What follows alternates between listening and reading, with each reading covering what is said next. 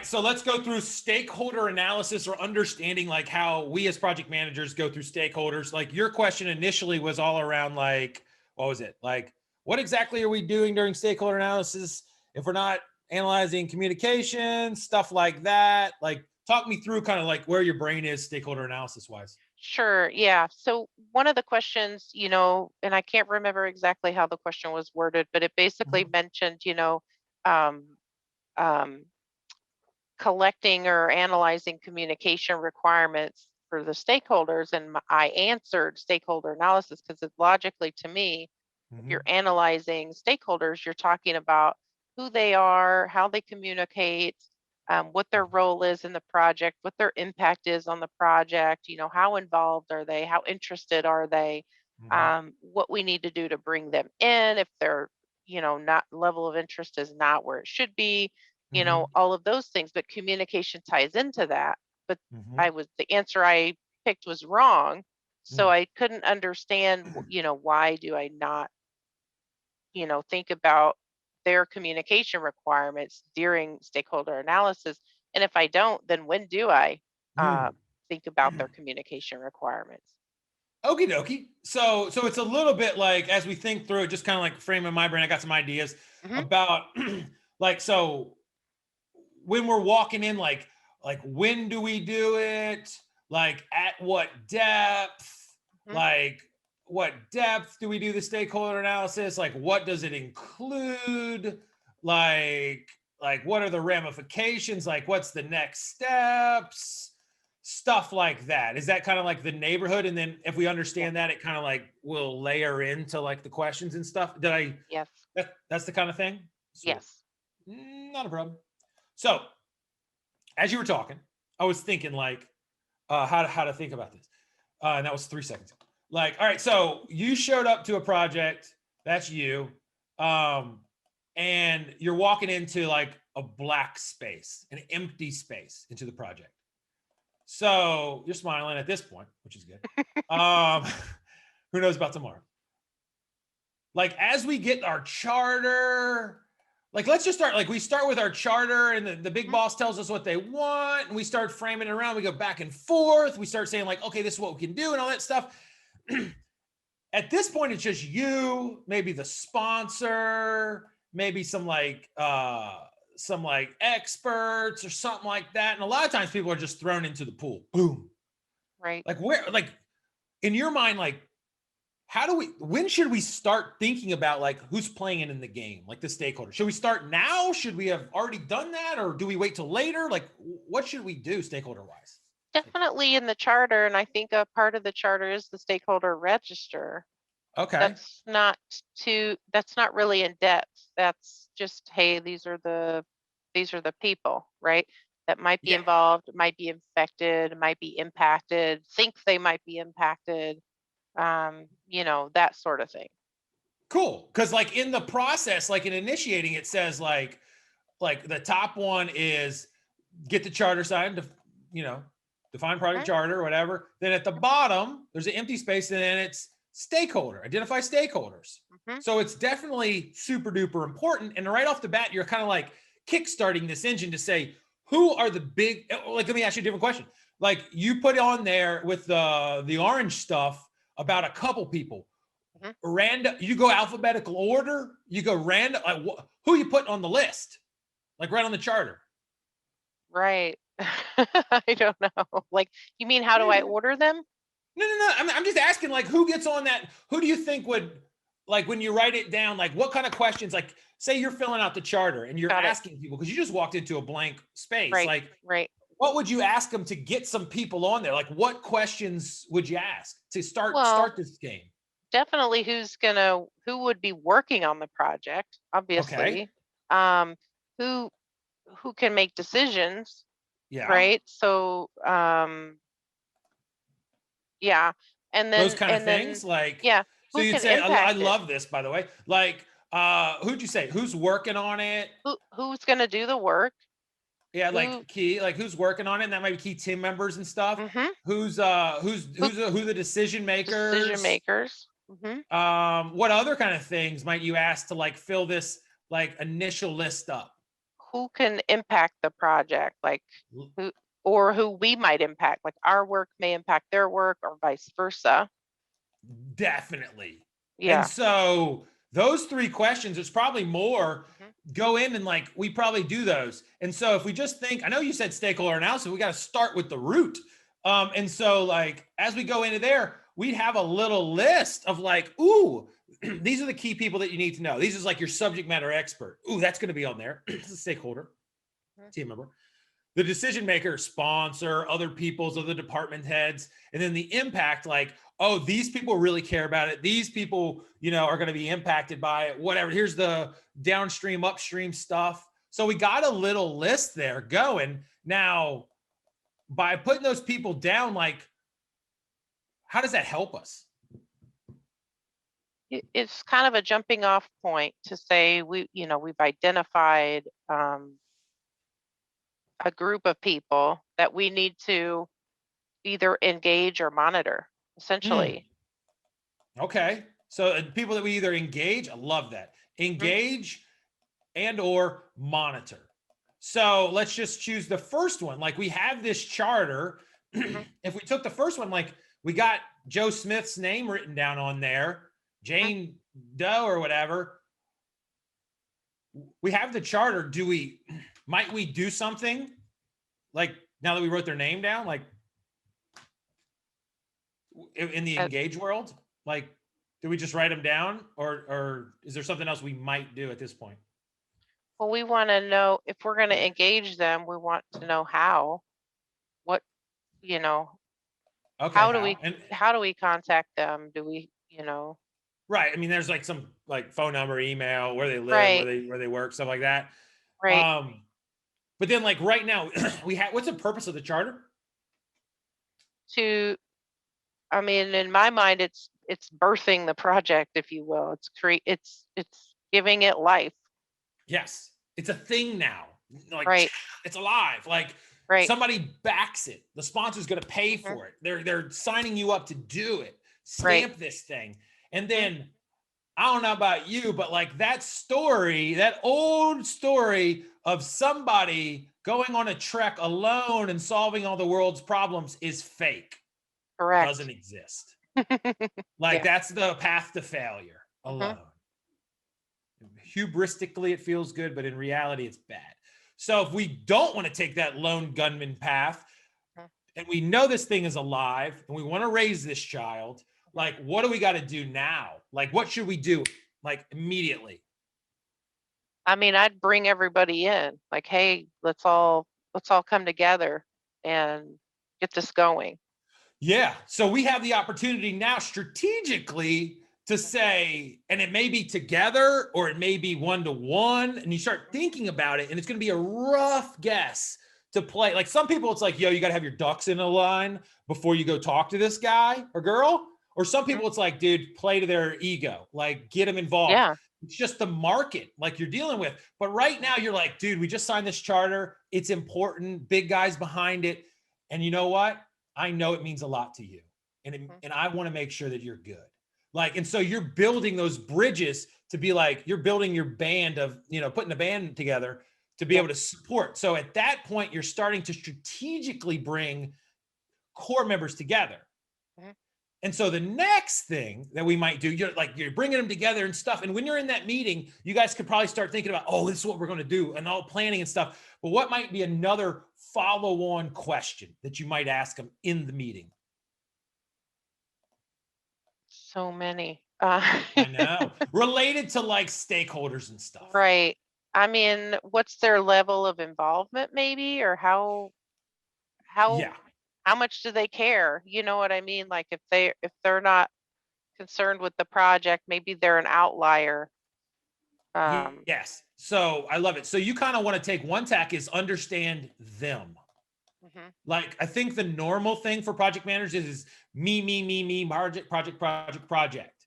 But in reality, projects serve a purpose to deliver value for people. A lot of times it infringes on others, whatever. But like we want to understand them, their perspective, how they play, what they want, all those things. So number one, when we're talking to that person is let's understand them, how, like you said, how they see themselves, how they like to, like, I don't want to do anything with this project. Never, I'm busy, whatever, or the other way. So we're getting details. How do you want to be communicated to? When do you want to be communicated? How do you want to be, do you want to go to these meetings? Like whatever, like you're getting understanding, your depth of understanding is improving. So that's cool. So you're getting a picture of them. Great. Now, what's the other thing that they might have insights into?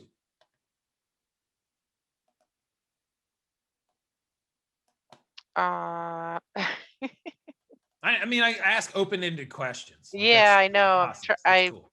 It's okay. It's okay. I mean, maybe they're not interested, but maybe they have a guy who would be, hey, I'm busy, but Joe is my second in command here. So talk to him about all the things and he'll fill me in. Or, hey, this guy's a SME. And, oh, that's interesting. I don't know much about it, but hey, did you know about John over here? He knows a lot about this. So they might identify other people for you to talk to. Maybe is that kind of what that's we're dead on. Like, who else should I talk to? Who else is impacted? Who else is whatever? So you want to use your time, put the focus on them, understand them, get the depth. How do you want to be, what role, blah, blah, blah, all that stuff. How do you see it? Get them to tell you so that you don't infer, like their words, and interpreting it is better than you just guessing. And then use that opportunity to multiply. Who should we talk about? All those people. Who should I talk to? Who should I go see? Who's most important? Who do you see as being impacted?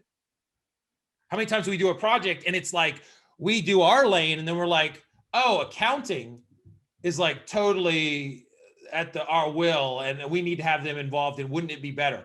The earlier we can get those key people involved and get them on our side, the better it is. So essentially what happens, like we start off with a couple of these people, like one person, we understand them. They have little, thoughts about who should be there, and boop, boop, boop, boop, boop, our list starts going. And we got to be, how do I erase this when it goes? Now, this picture, we're just going to clear the page. And then like, what happens, like our initial thing, let's like you, the sponsor, and the SME or something like that, like whatever, these are weird people. It becomes, and then like we have a list, like the list, then that thing becomes like one person, becomes 3 people, becomes 4 people, becomes 5 people, you get the thing. And then we developed from that, we're populating, what's that list called? Big old list where all the people are listed. What's it called? At the Stakeholder Register? Yeah, Stakeholder Register. Okay. And why do we do it? Because it's just a list of all the people we need to be aware of. Yeah. Now we could go till the ink runs out, like with all the people that are affected, but like we just got out of a conversation about risk. We also talked about agile stuff and backlogs. What do we got to do for this risk register to be judicious and calculated and strategic with our time and effort? And we need to analyze it and prioritize the list. Analyze and prioritize. I can't write. Whatever. And here, let me just give you an example. Or I'm throwing it back. So when we analyze it, how would we analyze it? We would analyze it across a couple factors. And what kind of things, what lenses would we use to analyze the people? How their level of interest and their level of impact on the project. Interest, impact, power, like whatever. We could choose other things. And basically, we put all the people on a little, we do some details there. We'd put them all in the little rubric here, whatever you're gonna call it, the little charty thingy. And it would do what for us? It helps guide, how we're going to communicate, where we're going to put them on the, priority. Yeah. Right. The prioritization. So just like risks, where we start off with a big old long list, the PIM box should maybe be called, it all starts with a big long list. Like right? I mean, that's basically it. Like whether it's agile or like risk or whatever, it usually starts with a fancy word called a big long list. Right. What are we going to get? We're going to get these people up here that's like, dude, we got to have a plan for these folks. And then we're going to have some people that's like, you know, should, and then like, yeah, let's just keep them informed. Like, you know, so the list evolves, and it probably evolves because gotta go back color to color to color. Like probably here, and then the orange on the corners. Oh no, shoot! I drew the wrong color. I got excited. But you know what I mean? I got excited. I was like, this is fun. And then the yellow. Damn it. Yellows right there. And then you get the oranges over here. So that's just kind of framing our brain.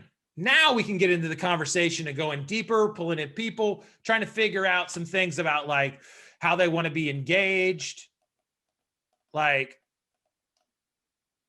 first of all, like even before we do that, what do we want to determine about them? Like just from a high level, like what's one thing that we want, selfishly that I want to know, like about this person?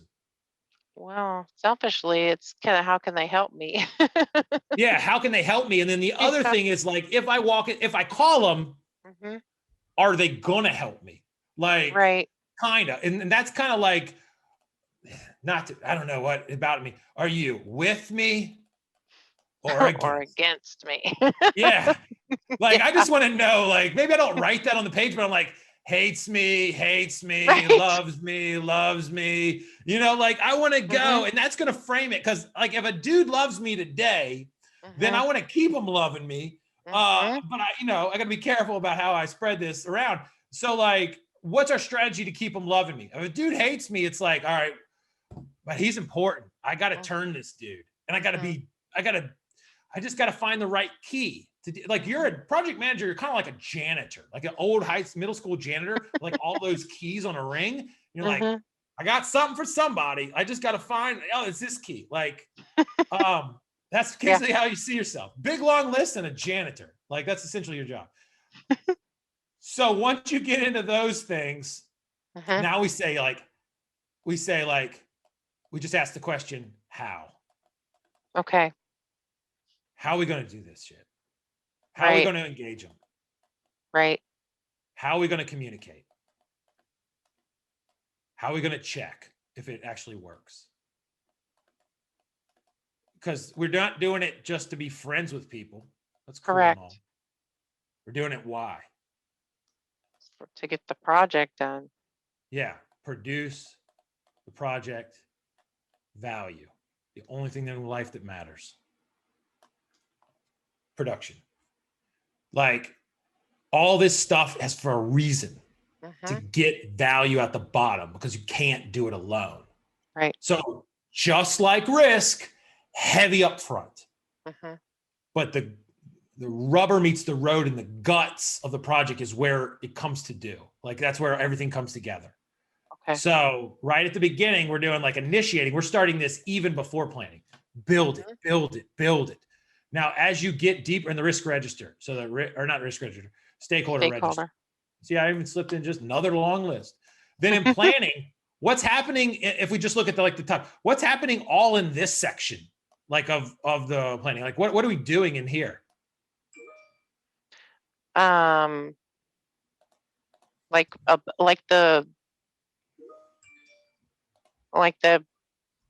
knowledge areas above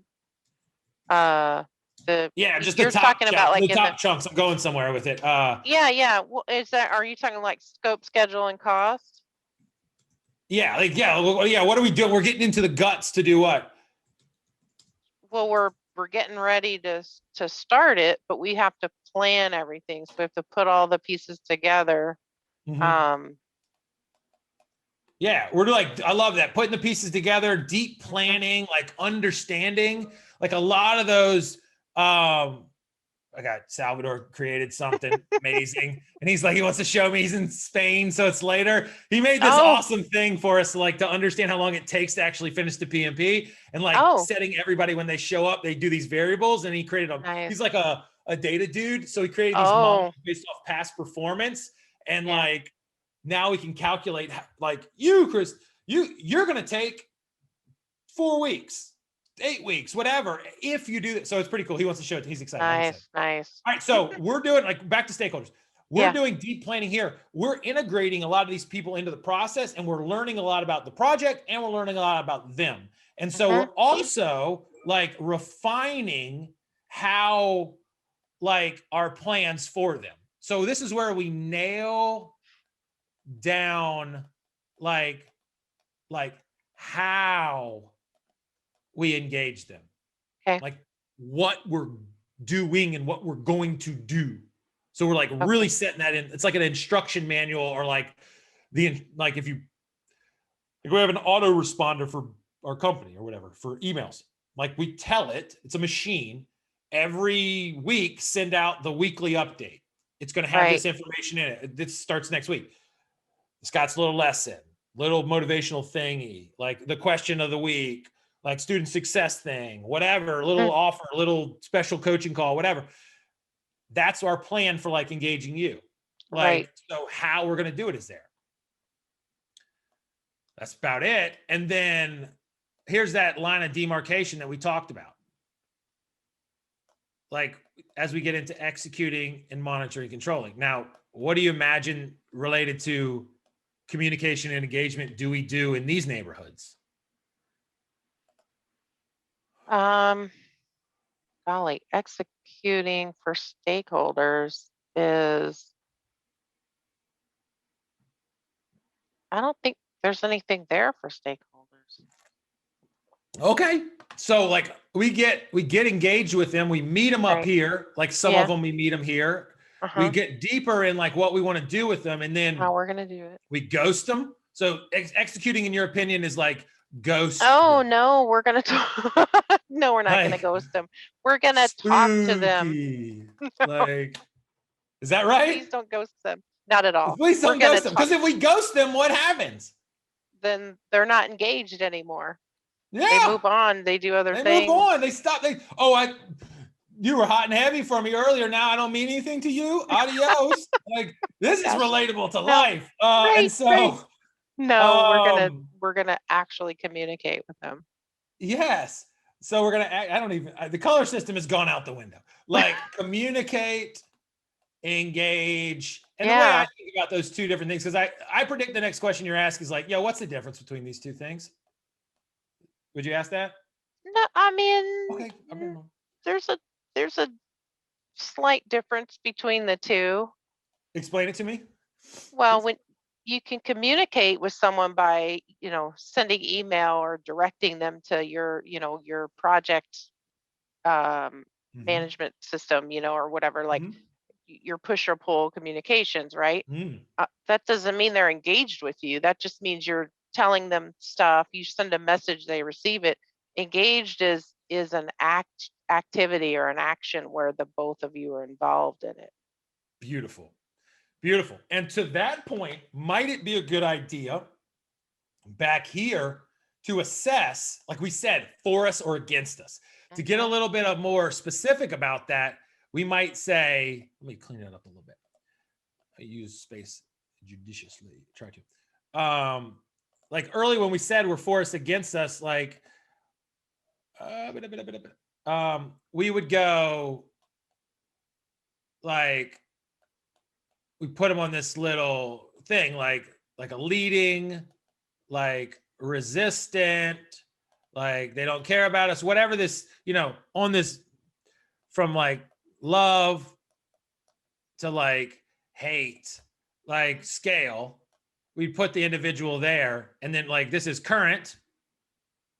Let's just say currently, desired, and then the chasm that we need to jump, that variation that we determine up here dictates the how, the methodology. It's kind of like the same thing where we do in risk. We're like, how bad is this? What, is it important? What do we need to do? And like, we come up with the plan. So it's like, currently they are kind of like middling. They kind of like us, kind of don't, but we need them to be like leading the charge. What do we need to do? What meets their needs? And it's not just like, we customize it. So that's where the customization comes in. Like, this jump is tested here. It actually, like, that's where the process of doing it comes in. So when you're trying to increase their interest in the project or engagement in the project, you're doing that during executing. Yeah, that's where it's like, okay, hypothesis time is like, for like early, we have like in planning, we're going to say, hey, here's the current, we want them here. Then we hypothesize on what could drive them. How would we do it? That's the actions that we define them here. We implement them here. Oh my gosh. Let's test our hypothesis. Like, this is a science experiment where engineering humans, like, we're engineering engagement. Now, as a non-scientist, like, what do we think that scientists do? They run an experiment based off a hypothesis. Then what do? Check the results. They check the results. Look at the lab test. Like, check the results. As you say, plan versus is it any different in this? Not at all. Not at all. We check the results. Take a blood test. You still hate me, dude? Well, he's picking up my phone calls. The emails are being answered. Dude showing up to meeting and not being argumentative. Right. I think it's working. Right. Or not. Okay. And then if it's working, maybe we turn the knob up a little bit more. Or if it's not working, what do? We go back and figure out how again. Yeah, we go back and say, that didn't work. Right. New strategy. Okay. Like, figure something out. Right. All right. Then, like, say, all right, we just talked about risks and issues. Like, say we realize that the things that we're doing communication aren't working. What could we do? What were those risk responses or issue responses that we use? Like, we could say, we could escalate it, right? We could just avoid it. We could try to like totally change the game. We're going to change the environment. Hey, we're going to have meetings over here now because he feels different when he's in this building. He wants to defend himself. We could just accept it and be like, hey, man, I tried, but this dude's never going to love me. We could transfer it. We could get, like, I don't know, consultants to help us out or something like that. How do I communicate better to people? Like, and then the other thing is, like, I could call my boss and be like, dude, I've tried my hardest. This dude still hates me. Please help. So we're just back to like what key we choose, right? Right. Yeah. So PMP is simplified into big, long list and a key ring. That's it. Yeah. So now that we go and we say like who cares? Who do we care about and who cares about us? Like, what's their deal? What's their deal? Like, do they hate us, love us? Where do we need them, etc.? We get into like, where do we need them? Let me get it. Where do we need them? Over here, it's like, who matters? A lot of times, I think for me, it's interesting and fun to think about like, what are the questions that we're answering at the different places in time? Because like too many people focus on the actions that we do. Right. But the actions exist to serve a purpose. I take a pill to do something. I got to understand what the root is. And it's like, I can't remember what that meant, but like, this just should say who. Who? Oh yeah, not how. Who's the deal? What's their deal? Do they like us or hate us? What are they important? Whatever. Who matters most? Then like, where do we need them? If you could read that, like, what are we gonna do? What we gonna do? Like, what's the output we expect? What's output expected? And then we go like, let's try. I don't like try, but like, let's do it. Let's do it. And then it's like, did it work?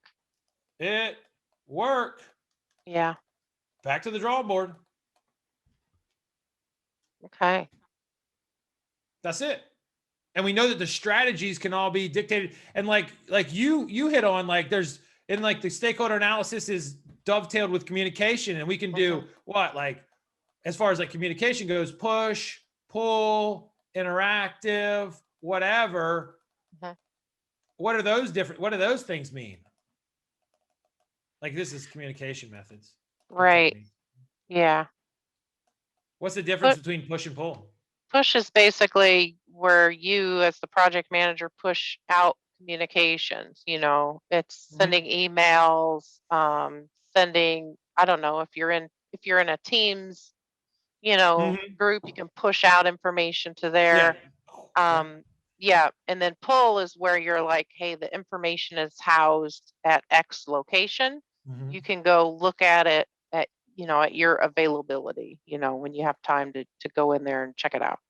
Yeah, come get it. It's like, it's here. Like, come get it. It's like a dinner Yeah. bell. And then what's the interactive thingy?